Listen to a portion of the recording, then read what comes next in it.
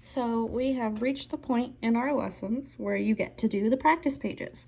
So what I did is I gave you 3 different versions. The first one, I gave you some centers already drawn with some petals for you to trace.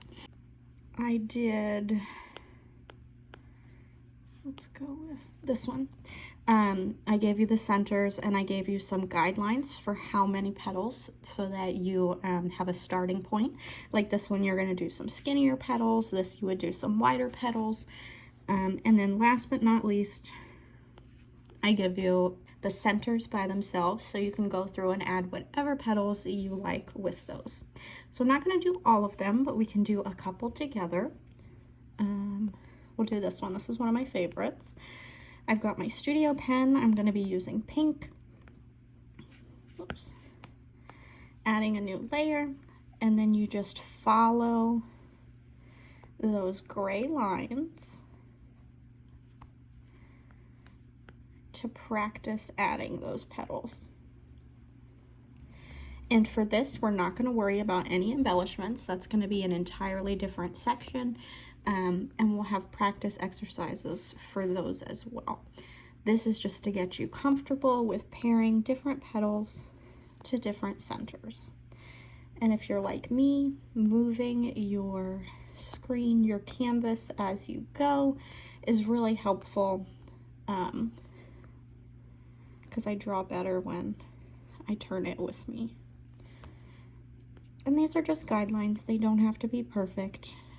They're just there to give you some examples of what to practice until you get comfortable. So we'll do one more here. And these are, all of these are pulled from the petal worksheets that we did together. Okay, so the next page, we're going to look at these guidelines. It's similar to the last and it tells you how many petals, but it doesn't tell you what shapes to use, so you can use any that you like. So for these guidelines, you can either draw in between them and go all the way around using those as like markers for where to draw in that way. Or you can use them as markers for the actual petal and have the center of your petal line up with those lines. It's all personal preference. Either way works fine. They just give you a little bit of a guide to follow, and it gives you some flexibility in how you are creating your shapes. So for this one, we're going to do almost like a 4-leaf clover style. Probably be like a pansy.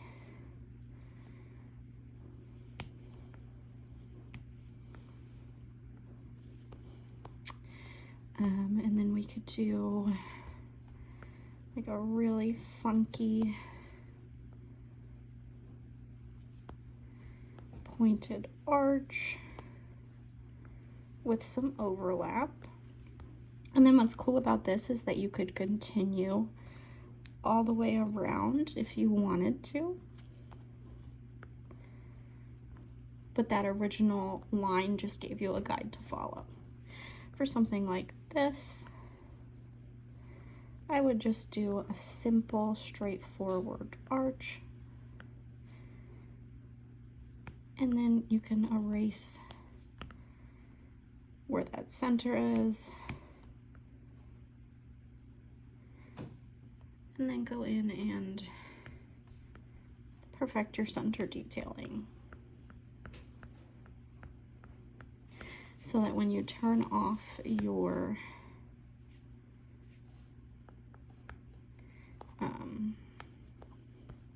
layers, you've got the full flower and not just the petals. Let's do one more. We're gonna do what I called that flame shape.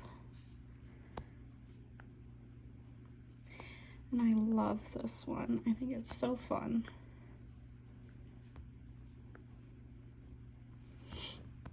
And it's very whimsical.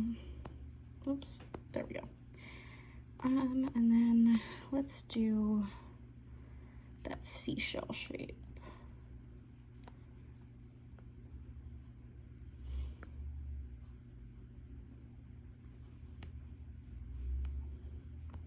So there you go. That's how you can do this worksheet page.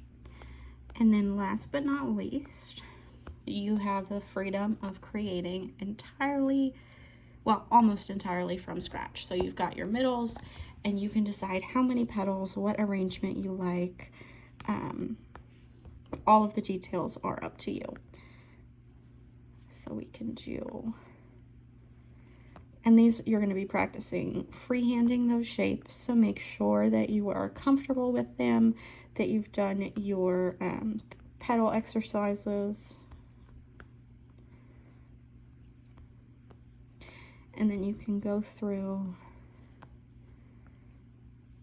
each one and create something.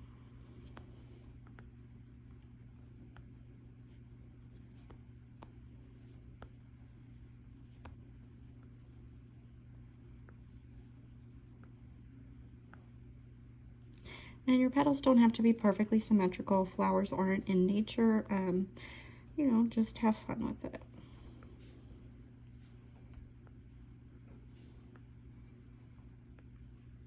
And you can have overlap. You can have layers. So if you wanted to do something that had multiple layers of petals, you would just do your first ring around your center and then just continue from there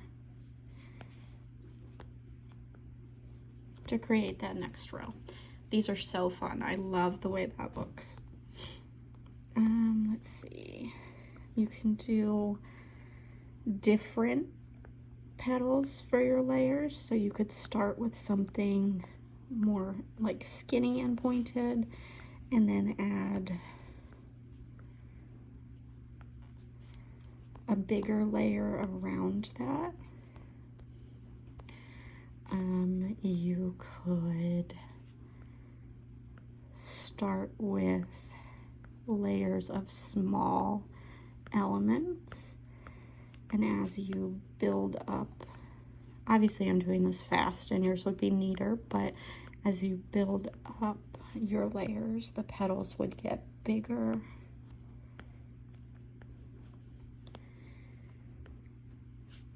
But basically, these worksheets are for you to experiment and to play and to just have fun with the process.